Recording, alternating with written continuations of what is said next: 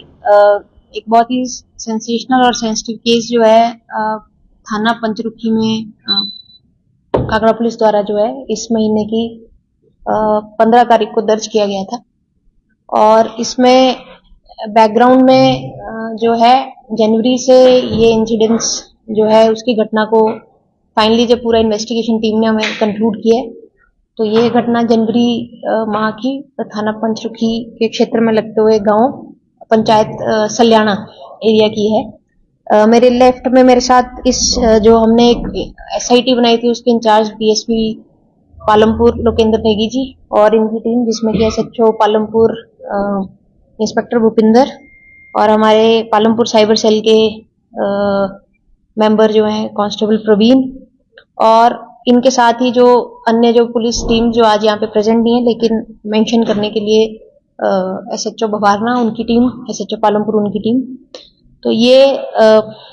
एक बहुत ही पेचीदा मैटर को जो है इन्होंने अपनी समझदारी से और पूरी मेहनत से इसको हमने वर्कआउट किया है। तो मैं इसके बैकग्राउंड में आपसे स्टार्टिंग से ये बताना चाहूंगी कि जनवरी में हमें एक ये मिसिंग रिपोर्ट जो है थाना पंचरुखी में एक पंकज नाम के शख्स की दर्ज की गई थी और 19 जनवरी को ये रिपोर्ट पंचरुखी में दर्ज हुई थी जबकि व्यक्ति जो है 18 जनवरी से अपने घर से मिसिंग था। उस मिसिंग रिपोर्ट पे जो है जो हमारा मिसिंग पर्सन्स का प्रोटोकॉल है उसके तहत जो है इलाका पे छानबीन की गई और उसकी जो मिसिंग व्यक्ति है उसकी बाइक जो है उसके घर से लगभग 500 मीटर दूर जो है एक एरिया में पार्क्ड पाई गई थी। क्योंकि ऐसी शंका जाहिर की जा रही थी कि वो कोई एक्सीडेंटल फॉल या कोई अप्रिय घटना उस एरिया में ना हुई हो, इसलिए परिवारजनों के साथ मिलके 4 बार उस पूरे एरिया को जो है पुलिस टीम द्वारा कॉम्बिंग की गई ताकि कोई एविडेंसेस उस बारे में हमें मिले, लेकिन उस तरह की कोई भी एविडेंसेस बाइक के आसपास के एरिया से हमें नहीं मिली थी। और पर्सन का जो सीडीआर है, मिसिंग पर्सन का जो मोबाइल फोन है, उसको भी जब एनालाइज किया गया तो 18 जनवरी से ही लगभग दिन के 11 बजे से उसका लोकेशन अपने घर के पास ही आते हुए वो मोबाइल वहां से कोई और फर्दर लिंक्स हमें नहीं मिले। इसके साथ ही फाइनेंशियल बैंकिंग ट्रांजैक्शंस जो है फॉलोअप हम करते रहे, लेकिन किसी प्रकार की लीड इस मैटर में नहीं मिल रही थी। परिवारजनों के शक पे जो है उनके पड़ोस में ही रहने वाले एक परिवार को जो है जांच में शामिल भी किया गया और उनके फर्दर जो फैमिली ने इंडिकेट किया उस तहत भी कार्यवाही आगे हमने बढ़ाई। इसी बीच जो है पुलिस थाना ज्वालाजी के अंतर्गत एक अनआइडेंटिफाइड डेड बॉडी जो है जंगल के बीच में कुछ स्थानीय लोगों द्वारा स्पॉट की गई थी।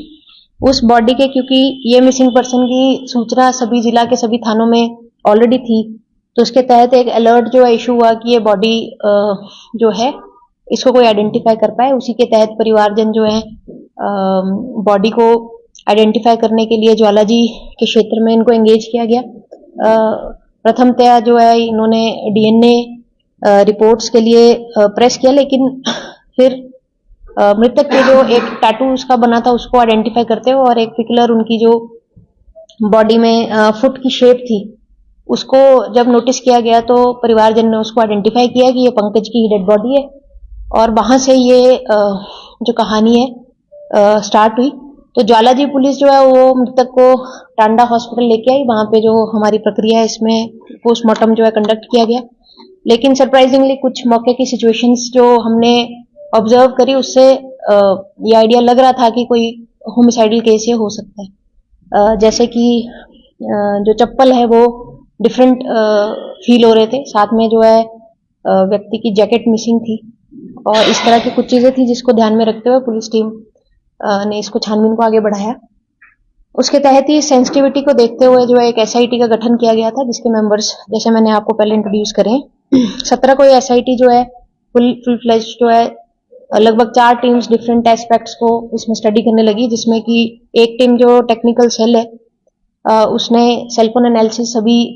सस्पेक्टेड और फैमिली मेंबर्स के हमने स्टडी किए। एक टीम जो है वो ज्वालाजी में जाके जो क्षेत्र है उसकी कॉम्बिंग की गई। एक टीम द्वारा लोकल इंटेलिजेंस जो हमारा रहता है उसको हमने बिल्डअप करा और इस तरह हम इसमें आगे बढ़े। तो पहली सस्पिशन पे हमने एक महिला निशु बाला, उसका हस्बैंड सुशील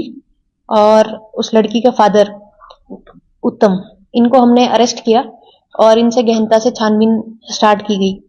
छानबीन में ये पता चला कि जो निशु बाला है और जो डिजीज पंकज है वो लगभग 8-9 साल से एक दूसरे से परिचित है।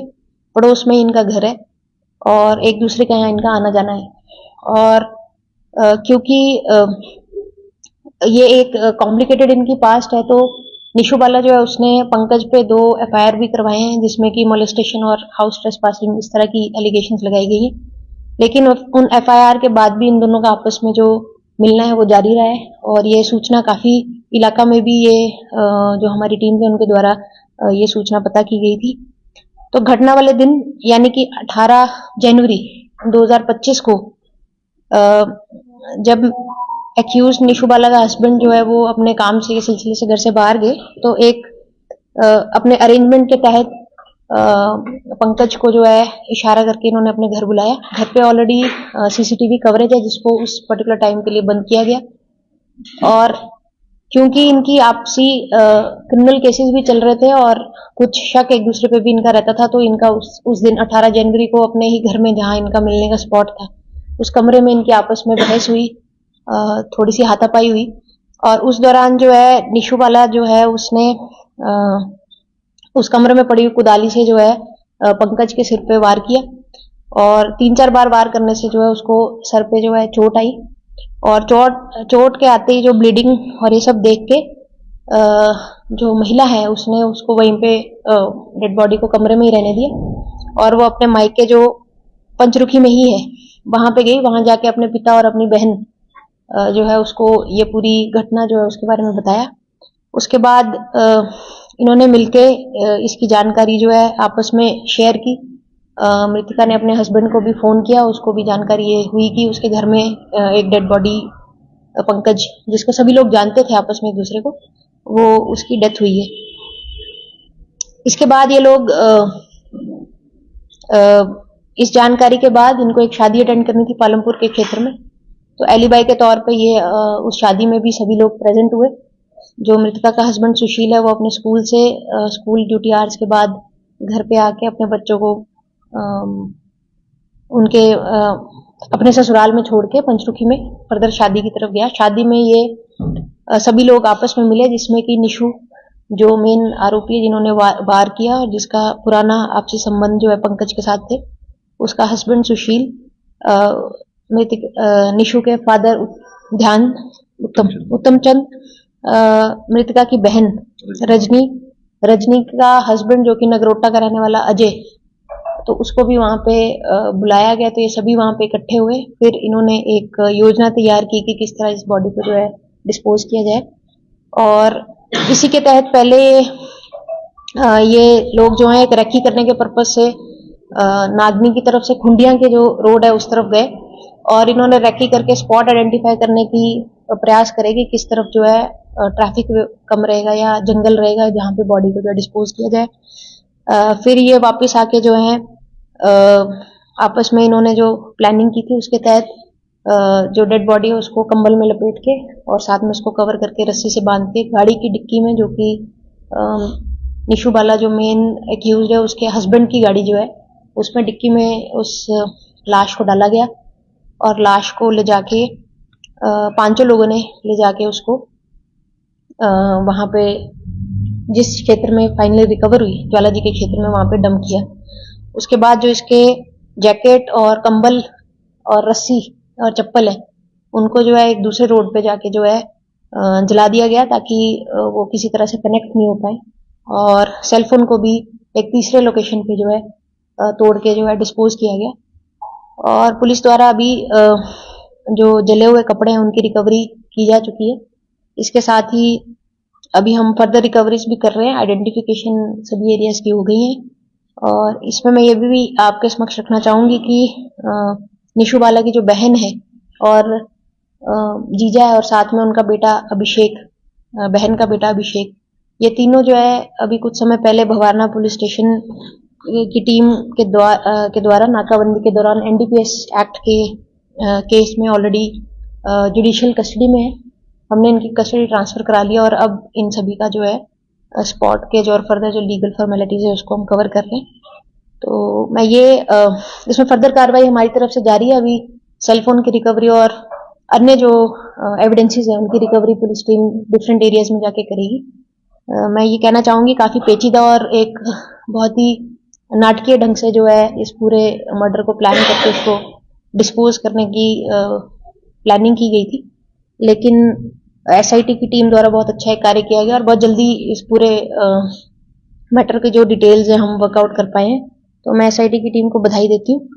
और साथ में लोगों का भी सहयोग जो हमें मिला है इस दौरान उसके लिए धन्यवाद करती हूँ कि उन्होंने पुलिस को अपना कार्य करने में सहयोग दिया। Thank you.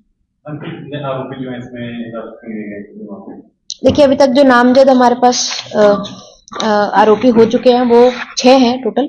जिसमें से 5 हमने ऑलरेडी अरेस्ट कर लिए। जो छठा एक्यूज्ड है वो जैसे मैंने बताया आपको जुडिशियल कस्टडी में, उनको भी हम कस्टडी ट्रांसफर की एप्लीकेशन लगा चुके हैं। वो ऑलरेडी किसी और केस में अरेस्टेड है, इस केस में उनको कस्टडी ट्रांसफर करके अरेस्ट करके उनको इन्वेस्टिगेशन में एंगेज किया जाएगा। इसमें 2 महिलाएं और 4 मेल मेंबर, 5 में 2 महिलाएं 3 मेल मेंबर है और जो छठा व्यक्ति वो भी मेल है। इनका साथी है नहीं, जो छठा व्यक्ति जिसकी हम बात कर रहे हैं वो निशु बाला जो मेन एक्यूज्ड है उसकी सिस्टर का बेटा है अभिषेक। पहले मामले थे या देखिए जो डिजीज है पंकज और जो मेन एक्यूज निशु है उनका आपस में 2 केसेस ऑलरेडी चल रहे हैं, जिसमें कि निशु वाला जो कंप्लेनेंट है और पंकज के खिलाफ उन्होंने मुकदमे करवाए हैं। और इनकी जो आपस में बहस और लड़ाई का जो विषय था वो यही था कि ये 8-9 साल से एक दूसरे से परिचित थे, लेकिन निशु बाला की जो वैवाहिक जिंदगी है वो किसी और व्यक्ति से थी और ये बार बार केस को विड्रॉ करने के लिए, शादी करने के लिए इस तरीके का इनका मनमुटाव जो है आपस में लंबे समय से चल रहा था।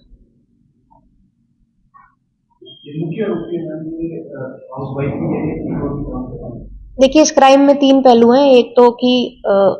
वेपन को यूज करके किसी की जान लेना, उसमें एक पक्ष है, और उसके बाद दूसरा पक्ष ये है कि उसकी बॉडी को इस तरीके से डिस्पोज करने के लिए एक कॉन्स्पिरेसी रचना, जिसमें कि बॉडी को कहाँ डिस्पोज करना है, किस तरीके से छुपाना है, एविडेंसेस किस तरह से जो है मिटाने। और थर्ड एस्पेक्ट की जब पुलिस की जो इंक्वायरीज है उसमें गलत दिशा में पुलिस टीम को डालना और उसको गलत एक इन्फॉर्मेशन देना, क्योंकि यदि आप मौके पे जाके देखेंगे तो दोनों घर बिल्कुल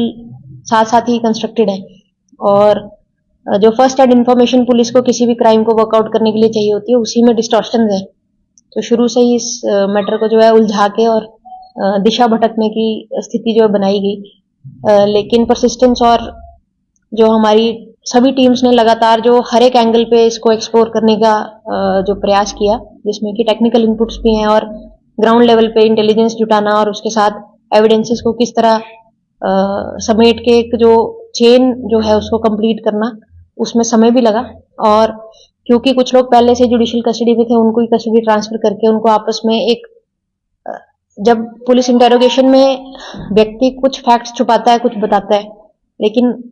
यही हमारा कार्य है कि सारी जो पिक्चर है उसको क्लियर किया जाए, हर एक सवाल का जो जवाब ढूंढा जाए। और उसी के तहत अब इस मैटर में हर किसी का रोल अलग तरीके का डिफाइन किया जाएगा और उसी तरीके से उनकी चार्जशीट बनाई जाएगी। लेकिन इस तरह के जघन्य अपराध में शेल्टर करना, एविडेंसेस को डिस्ट्रॉय करना, कॉन्स्पिरेसी करके सहायता करना, ये सभी डिफाइंड क्रिमिनल एक्ट्स हैं और जिनके तहत हम इस केस की जो चार्जशीट जब सबमिट करेंगे तो हर एक व्यक्ति का रोल उसमें एविडेंसेस के साथ आइडेंटिफाई करके लिखेंगे। देखिए भवारना पुलिस स्टेशन में अभी कुछ समय पहले ही एक एनडीपीएस एक्ट के तहत, जिसमें कि चरस जो है रिकवर की गई थी, उसमें रजनी बाला, उसका पति अजय, रजनी वाला और अभिषेक जो माँ और बेटा है उनको अरेस्ट किया गया। और इनके जो केसेस हैं, ये जो अजय है उसकी क्रिमिनल हिस्ट्री लंबी है, उसमें पहले भी बहुत सारे मुकदमे जो धर्मशाला, नगरोटा, भगवान अन्य क्षेत्रों में ऑलरेडी रजिस्टर्ड है। तो ये तीनों लोग ऑलरेडी जुडिशियल कस्टडी में थे। हमने उनकी कस्टडी ट्रांसफर करके इस केस में उनकी जो भूमिका है उसको इन्वेस्टिगेट किया और एविडेंसेस के साथ उनको अब हम आगे इस फाइल को बढ़ाएंगे। देखिए अभी तक लगभग जो हमारी इन्वेस्टिगेशन की चेन है वो बॉडी के डिस्पोजल तक कंप्लीट है, लेकिन क्योंकि जनवरी का इंसिडेंस है तो हर एक मेंबर जो पॉसिबल एक्यूज या जिसको ये जानकारी हो सकती है वो छानबीन की हमारे दायरे में है और अभी तक 6 लोग इसमें हम आइडेंटिफाई बाय नेम कर चुके हैं। इसके बाद फर्दर और अन्य लोग अगर किसी ने ये सहायता की है या कोई फैक्ट्स पुलिस को रिवील करने से गलत दिशा में भटकाने का प्रयास किया तो उस दिशा में भी जो इन्वेस्टिगेशन अभी आगे बढ़ेगी। नहीं, अभी वेपन ऑफ ऑफेंस जो है वो जैसे मैंने कहा बहुत बार इस केस में गलत इन्फॉर्मेशन से भटकाने के प्रयास किए गए, लेकिन फाइनली ये सभी लोग जब इकट्ठे हो और इकट्ठे इनसे संयुक्त रूप से जब हमारी इंटेरोगेशन हुई है तब ये सारी चीजें सामने आई। तो कुदाली को अलग तरीके से डिस्पोज किया गया है, उसको पुलिस टीम रिकवर करने की प्रोसेस में है और बहुत जल्द वो रिकवर होके जो है उसको एज एविडेंस केस फाइल पे एंगेज। जिस क्षेत्र में बॉडी को डंप किया गया है कि क्या वहां पर भी ऐसा जांच के दौरान पता लगा कि अन्य लोग होने की नहीं, देखिए जो जहां पे बॉडी को डंप किया गया था वो एक मौका पे जो देखा गया वो एक डंपिंग साइट की तरह है, वहां पे लोग अपने घर का कचरा और ये सब चीजें फेंकते हैं। बट जैसे मैंने पहले कहा कि जब एक डेड बॉडी इतने लंबे टाइम के बाद मिलती है तो काफी प्यूट्रिफाइड हालत में मिलती है, तो ऐसे चेहरा देख के या ऐसा सामने से देख के क्या इंजरीज उस समय हुई होंगी वो पता करना ऐसे नेकेड आई से मुश्किल है, क्योंकि लगभग 1 महीने के बाद ये बॉडी रिकवर हुई। बट जो हालात और जो सिचुएशंस लगती हैं उस क्षेत्र में कोई व्यक्ति क्यों पहुंचेगा, उस हालत में क्यों पहुंचेगा, ये सभी सवाल जो पुलिस टीम्स जनरली जिस मौके पे जाके सिचुएशन को समझती है तो क्लूज तो वहीं से मतलब डाउट तो वहीं से स्टार्ट हो गया कि ये व्यक्ति यहाँ कौन है और कहाँ यहाँ कैसे पहुंचा होगा। जब आइडेंटिफिकेशन हुआ तो जो मिसिंग केस है उससे जब तार इसके जुड़े और जो पुलिस टीम्स है ज्वालाजी में जाके भी हमारी टीम ने मौके पे देखा और बाकी सब सिनेरियो को जब हम बैकग्राउंड से लेके चले तब ये तार आपस में कनेक्ट हुए और ये केस जो है इस तरीके से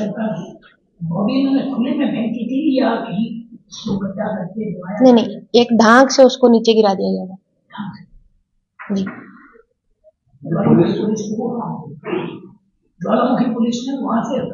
हाँ, वो ज्वालाजी में ऐसी इंफॉर्मेशन आई कि कुछ जो स्थानीय लोग हैं उनको स्मेल आई,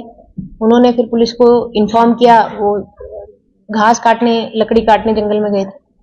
और फिर जब पुलिस वहां पहुंची तो ये बॉडी निकली। उस बॉडी के फोटो का सर्कुलेशन जैसे होता है सभी थानों में किया गया कि किसी का कोई अनआइडेंटिफाइड केस है, क्योंकि हमारा केस ऑलरेडी अंडर इंक्वायरी चल रहा था तो इनके परिवारजन को वहां एंगेज किया गया। फर्स्ट टाइम ये पूरी तरह से श्योर नहीं थे तो इन्होंने कहा कि डीएनए से हमें पता चलेगा, लेकिन बाद में वो जो टैटू था जो कि मेन मुख्य जो आरोपिया निशा है उसी के नाम का टैटू, वो जो निशु नाम का टैटू था उससे उसको आइडेंटिफाई किया गया और उस व्यक्ति की पिकुलर फिंगर्स थी जो उसकी फैमिली में पैर की जो फिंगर्स है उनका शेप जो है वो 2 क्लूज जो है उससे फैमिली ने उनको डेड बॉडी को आइडेंटिफाई किया कि ये पंकज की ही बॉडी है। हाँ, पुलिस रिक्रूटमेंट प्रोसेस में आपके सबके